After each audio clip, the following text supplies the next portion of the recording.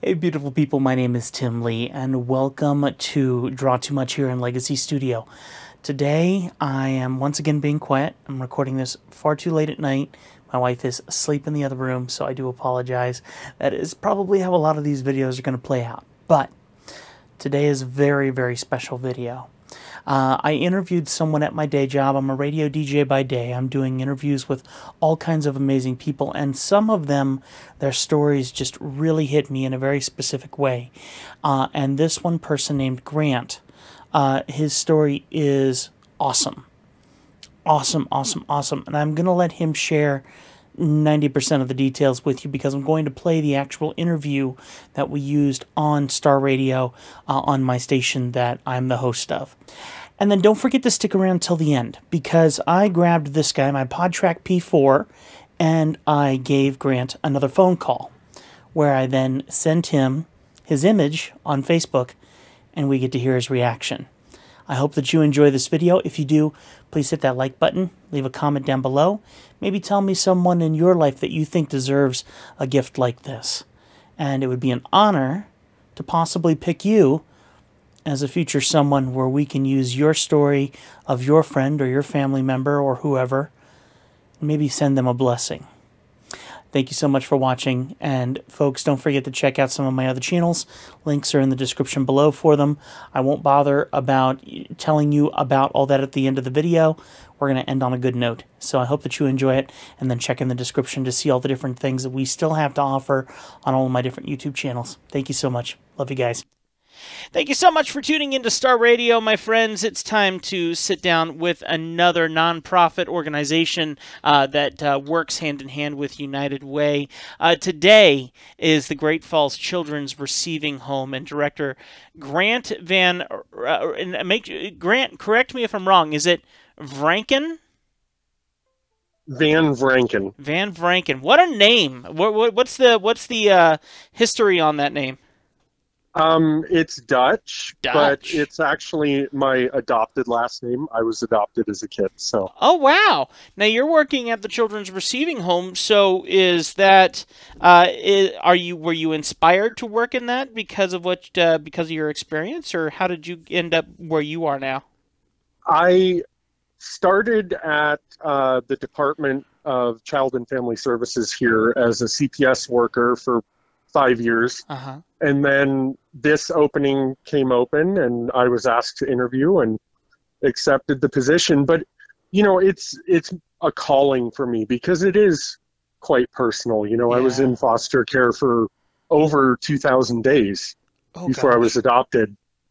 So, you know, I truly understand where a lot of these kids are coming from.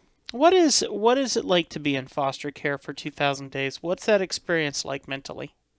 Well, I don't remember anything before it. I was 33 months old when I went into foster care. So all my first memories are in foster care. So I really didn't know any different. But, you know, I was in foster care until I was adopted at,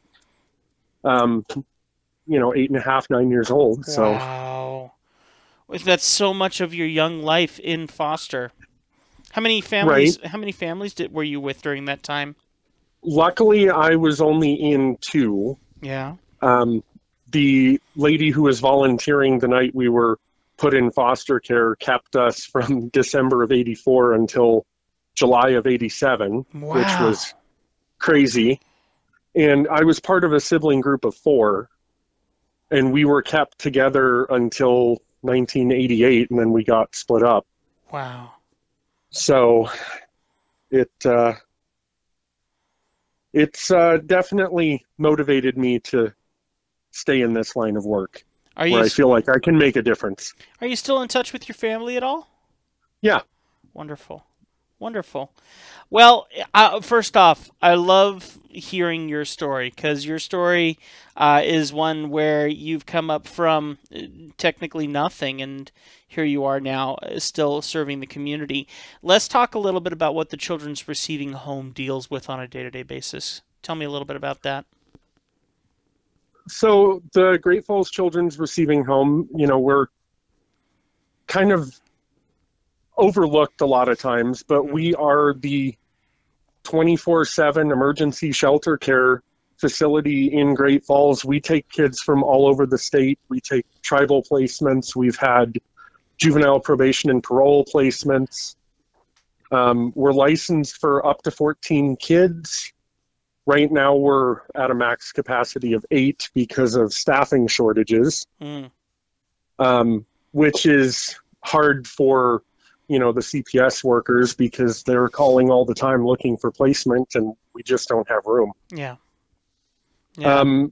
As an emergency shelter, we are supposed to be short term, but since the pandemic started, we've been seeing kids stay for a year, 18 months. Oh my. You know, things like that.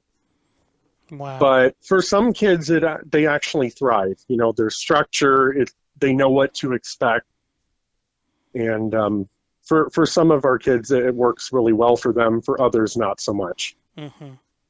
But, you know, because we have the ability to care for so many kids, we've been able to care for large sibling groups. We had a sibling group of 7 a couple years ago. So, you know, we're kind of unique in that respect. Wow. And the kind of kids that you're dealing with are, what is the usual scenario? What sends them to you guys? Is it abuse? Is it drug abuse? I mean, is there a generic sort of thing that you see, or is it like all over the place? It can be any of number of things, but, you know, predominantly, like much of, you know, what we're seeing in child welfare nationwide, it ultimately does fall back mainly to drug abuse by one or both parents, which causes a lot of other issues. But, you know, all kinds of different abuse. And we care for children from 0 to, we've had kids pack up their stuff and leave on their 18th birthday. Oh, good heavens. So, I mean, we've seen it all. Wow. Wow. And wow, I don't even know the questions to ask. I mean, this is, well, and that's the thing. I mean, this is the kind of stuff I want to spread out there. When you hear that our economy is in an economic boom right now, Great Falls is looking pretty good, and we're seeing growth. We're seeing new businesses coming in. We got kids going back to school instead of not being in remote learning like they were in 2020. We have graduates coming out of high school again and stuff. We hear about kids who are homeless, but like you said, that just kind of disappears through the story of all the positivity that could be going on.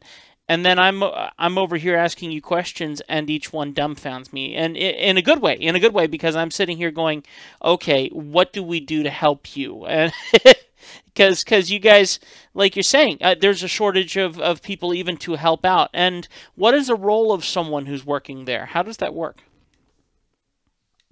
So the primary staff are called house parents, and they do everything from getting the kids up in the morning, feeding them breakfast, transporting them to school. You know, when we have the younger kids, they're home with them through the day, take them to all their different appointments. When they go pick them up from school, bring them home, give them a snack, get dinner ready, do bath time, bedtime. So, I mean, it's the full gambit. We're supposed to have 2 staff on 24 hours a day, 7 days a week. And right now we have like 15 shifts open right now. Oh my. So, yeah. Oh my. Wow. And what kind of person are you looking for that can help you in this? Because that is a very difficult situation for you guys. We per state licensing requirements, we can only hire people who are over 21, who have at least a high school diploma or GED. They have to pass background checks, including the FBI fingerprint background check. And, you know, they really want to have to work with kids because it's not an easy job. We get some tough kids, and it breaks your heart because you know that these kids have been through hell and back. Yeah. and they're just trying to lash out at somebody, and some people can't handle that. Yeah. Unfortunately, and it's not the kid's fault. And, you try to tell people that and explain it to them, but, when you have a 4-year-old cussing you out and trying to attack you, it kind of, that's not what's going through your head. Yeah. Yeah. How long have you been doing this now? Out of curiosity, I might have already asked that, but how long have you been doing this? I took over as the executive director in March of 2019. Wow. So and, not that long. 3 years, 4 years. Going on 3 years, yeah. And then, like I said, I did 5 years at CPS before that. Mm-hmm. So when I utilized the receiving home a lot while I was a CPS worker, so I understand how important it is. Right, right. And the other thing a lot of people probably never think about is the fact that we have kids, we see them multiple times throughout their time in foster care. Right. We had a young lady who aged out at 18.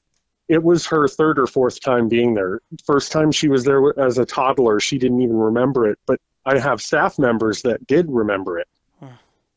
We've got a lady that's been working there for 36 years. We've got one that's been there 23 and another one that's been there 17.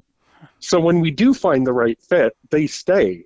Yeah. They love the job. I mean, there's nothing quite like the feeling of helping kids who have nothing else. Right. I'm impressed and stunned. And I gotta say, I used to be a youth pastor many, many moons ago, and had the opportunity to deal with some pretty crazy and awesome kids.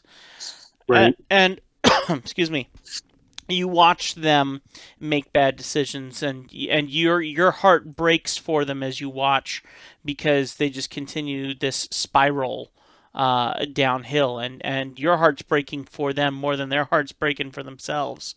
Right. And that's kind of what you're seeing over there too, isn't it? Yeah, especially because these kids, especially the older ones, feel like they have no control over what's going on. And what they do have control over is being naughty. And they're really good at that. And I don't, to a certain extent, I can't blame them. Their brains aren't fully developed, but they know better too. Yeah. I mean, they're just naughty kids. Yeah. Yeah. I mean, if people in the community are looking at ways to help, we have our gift wrap fundraiser coming up. That starts December 9th and runs through the 24th. And this year we're doing 2 separate locations. So last year, for the first time, we were at Kaufman's Menswear. Mm-hmm. And so we're going to continue there from 12 to 4, December 9th through the 23rd. And then I think we're there 12 to 2 on the 24th. And then at the Mighty Mo from 4 to 8, December 9th through the 23rd. And I'm not sure what time, if they're going to be open on Christmas Eve there. Mm-hmm. But this is awesome. We get a lot of people in the community that bring us boxes of gifts to wrap. And so it's a big fundraiser for us. And we also have gift tag trees around town if people want to look for other ways to help out. Yeah. That's very exciting for what you guys are doing. And what are the holidays like for you guys with Thanksgiving and Christmas? How does that work with foster kids? Well, we make a big family style dinner and turkey and all the fixings, and have staff sit down and eat with the kids. It's really set up like a home. It's not a business, it's a home. And the older kids get to help make dinner if they want. And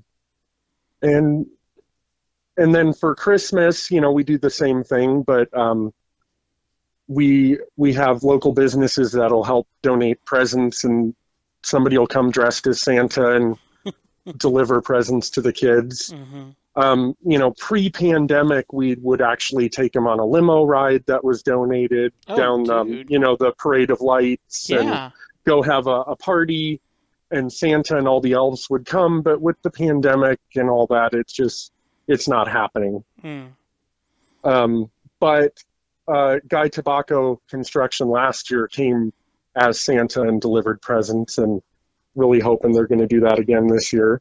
Mm. So, we're really lucky to have some community partners that stick with us year after year, and it's so important to the kids. Yeah. Let me ask you this. I have the honor of talking with you, and I do mean that it is an honor to hear this story. But I have that because United Way put me in touch with you, and I want to learn a little bit more about how they're helping you guys. What are you doing with United Way, and how are they supporting you? We get a grant from United Way. We apply for it every year. It kind of fluctuates depending on their fundraising activities. They offer to send us volunteers. They're going to help us spread the word about our gift wrap. They've had us come and do presentations for them just about what their community partners do. And, the United Way partnership with the receiving home goes back to the very beginning. I believe they actually helped get us opened. Nice. Along with Junior League. That's incredible, and that's the thing. And I say this every time that I find someone like yourself. It does seem like they do work hand in hand to help different organizations actually get started, because that can be one of the most difficult things for not-for-profits. Is just even getting off the ground. You need to have a company who knows what they're doing help you kind of get started. So that's wonderful that you found that success with them. I need you to know, Grant, that's on radio and off radio. I appreciate what you're doing, and you need to let me know every time you have something going on. Our radio station, KINX, is open air for you. You just need to let me know so we can get you on air and shout that out for you. You are not allowed to you're not allowed to plan anything without me being able to help you shout it out and get it out there, okay? I appreciate that. And that's the truth. You don't be afraid to use my number and call and just let me know. And that's the point. I mean, I've seen kids in the shoes of the that your kids are dealing with, and I've had the honor of watching some of them grow in a positive way, and some of them decide to make choices the other direction. And it's nothing but hard work that helps them find that success. So, Star Radio cannot not be a help to you. So we need to make sure that we keep on our toes and help you out. So, Grant, I want to thank you for your time. I know that you're a very busy guy. How do we get more people to assist you? If you're looking for people who have a heart for kids, where do they go to get started and looking for that employment that you're talking about, where you have 15 spots you got to fill? They can go to our website, gfcrh.org. They can call the home at 406-727-4842 for more information. And we are looking forward to hearing from a lot of people. I think you can see maybe why I was a little bit excited to work with Grant. His story is amazing. And maybe you've lived that same story. And that's the thing. You can go through some pretty rough times and come out the other side an amazing person, an amazing human being, and bless other people. I love people like you. And that's the thing I found about myself. I was raised very traditionally, and I was very blessed to have an amazing family the way that I did. But there's so many people that don't have that, and so many people that deserve something very positive in this situation. And as I got off the phone with him after finishing up that interview, I went, this guy is the one we should start to highlight this whole idea that I have. How do we bless other people? This would be perfect. So obviously I needed to figure out how to get pictures of him, so I contacted him back again later and asked him if I could Facebook stalk him a little bit. and told him very, very little.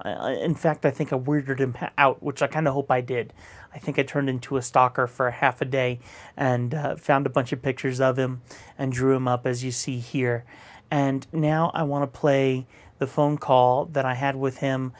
I would say it took about 2 days to do this. So here's that phone call where he gets to see it for the first time. I hope you enjoy.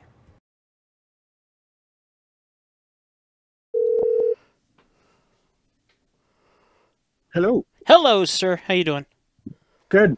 All right. So, just so you know, I am officially recording now. So, just like we did our interview, I'm recording through my system. Are you able to either like put me on speaker or get to a computer where you can get on your Facebook? I'm at my computer right now. Perfect. Stay put. Don't go anywhere. Alrighty. I'm excited about this. I'll show this to you first, and then I'll tell you what I'm doing, because it's something that I'm really excited about. I think it's gonna bless a bunch of people, and you're the first troublemaker I get to mess with. So, oh boy. Yeah, I'm excited. Okay, so get on your Facebook when you get a chance, and instead of sending you the link, I'm just gonna go ahead and drop you the file directly into Facebook from the computer, and then I'll save you the real deal in a little bit. Okay, so let's do the real thing here. Long story short, here's how this works. I'm looking for people with crazy stories. Those crazy stories can be what you went through as a kid, what you're going through now, what you do for the community, and obviously your story touched me about, you know, being a kid growing up in unadopted, you know, in that world, and then continuing that even in your job now. So obviously you hit me in a good way. The one thing, Right. one thing you need to know about me is that I worked at Disney for about 8 to 10 years in Florida, doing one key thing. I was a caricature artist and a cartoonist. Awesome. So here is a gift for you coming to your Facebook right now, and I simply want to capture how you feel about it.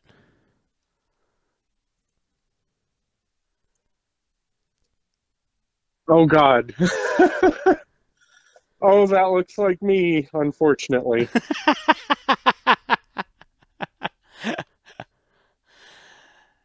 So, I think my wife will love it. Oh, good. For sure. Good. The reason why I added you on Facebook is I had to Facebook stalk you to find a photo of you to draw, and so I wanted to give you this gift, and I'm going to be sharing our interview in what's called a speed paint. Have you ever heard of a speed paint or a time lapse? No. Okay, so this is drawn digitally on my computer. Right. I recorded my computer while I was drawing it. Oh, okay. So this, yeah, I think I've seen some videos like that on YouTube before. Yeah. So I have a YouTube channel called Draw Too Much. It has 13,000 subscribers. And I do these time-lapse drawings. And I've always done them, you know, for clients and things like that. I sold caricatures and things. And recently I just realized I'm being too selfish. Now I need to be selfless. And I need to turn this around and give back. And I'm like, so what we'll do is we'll find good stories of people who've been through a lot and are now doing something amazing, and then give them a gift in return for it. So what do you think? I think that's fantastic. Good. All right. So what I'll do is I still have to produce the final video, but I have everything I need already to do that, and then I will make sure to send it to you so you can enjoy it too. It'll be on my channel, but your story will get out there. Any links that you want me to share to a donation page or anything like that, please email them to me or put them on Facebook for me so I know where to get to them, and I'll include them in the description of my video. All right. Sounds good. All right. So All there right, you go. Thank you. Did I weird you out enough? Thanksgiving.